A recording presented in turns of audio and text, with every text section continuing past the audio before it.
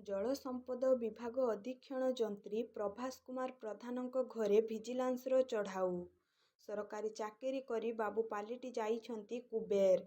ଆଜି ସକାଳୁ ସକାଳୁ ହୋଇଥିବା ଚଢ଼ାଉରେ ବାବୁଙ୍କ ଏପରି ସମ୍ପତ୍ତି ଦେଖି ଭିଜିଲାନ୍ସ ଅଧିକାରୀ ତାଜୁବ୍। ତା ସାଙ୍ଗକୁ ବାବୁଙ୍କ ଘରୁ ସୁନା ଅଳଙ୍କାର ଓ ନଗଦ ଟଙ୍କା ବି ପୁଡ଼ା ପୁଡ଼ା ବାହାରିଛି। ଅମାପ ସମ୍ପତ୍ତିର ମାଲିକ ବାଲେଶ୍ୱର ଜଳସେଚନ ବିଭାଗର ଅଧୀକ୍ଷଣ ଯନ୍ତ୍ରୀ ପ୍ରଭାସ ଚନ୍ଦ୍ର ପ୍ରଧାନ। ରହିଛି ମାଡ଼ ମାଡ଼ ପ୍ଲଟ୍, ସାଙ୍ଗକୁ କୋଠା ଏବଂ ଫାର୍ମ ହାଉସ୍। ଓଡ଼ିଶା ସମେତ ପଶ୍ଚିମବଙ୍ଗରେ ରହିଛି 106ଟି ପ୍ଲଟ୍। ଆୟ ବହିର୍ଭୂତ ସମ୍ପତ୍ତି ଠୁଳ ଅଭିଯୋଗରେ ଆଜି ଭୋର ପ୍ରାୟ 5ଟା ସମୟରେ ଅଧୀକ୍ଷଣ ଯନ୍ତ୍ରୀ ପ୍ରଭାସ ଚନ୍ଦ୍ର ପ୍ରଧାନ ଘରେ ଭିଜିଲାନ୍ସ ବିଭାଗ ପକ୍ଷରୁ ଚଢ଼ାଉ କରାଯାଇଥିଲା। ଭଦ୍ରକ, ବାଲେଶ୍ୱର ଓ ମୟୂରଭଞ୍ଜ ଭିଜିଲାନ୍ସର 8 ଜଣିଆ ଟିମ୍ ପ୍ରଭାସଙ୍କ ବାଲେଶ୍ୱରରେ ଥିବା ଘର ସମେତ 7ଟି ସ୍ଥାନରେ ଏକକାଳୀନ ଚଢ଼ାଉ କରିଥିଲେ।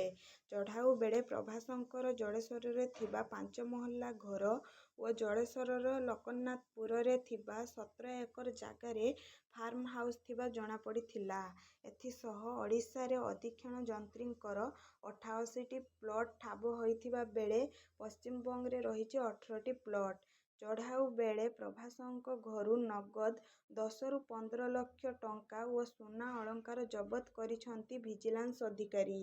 ଚଢ଼ାଉ ଜାରି ରହିଥିବା ବେଳେ ବାବୁଙ୍କର ସମସ୍ତ ସମ୍ପତ୍ତିର ଆକଳନ କରାଯାଇ ପାରିନାହିଁ।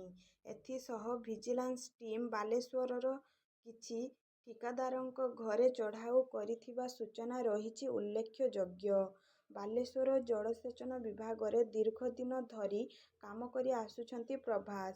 ପ୍ରଭାସ 2007 ମସିହା ପର୍ଯ୍ୟନ୍ତ ବାଲେଶ୍ୱରରେ ଜଳସେଚନ ବିଭାଗର ଏସ୍‌ଡିଓ ଥିଲେ।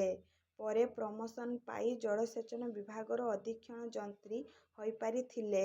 2020-21 ମସିହାରୁ ବାଲେଶ୍ୱର ଜଳସେଚନ ବିଭାଗର ଅଧୀକ୍ଷଣ ଯନ୍ତ୍ରୀ ଭାବେ ତାଙ୍କୁ ଦାୟିତ୍ୱ ମିଳିଥିଲା। ବ୍ୟୁରୋ ରିପୋର୍ଟ, ବାଲେଶ୍ୱର ଖବର।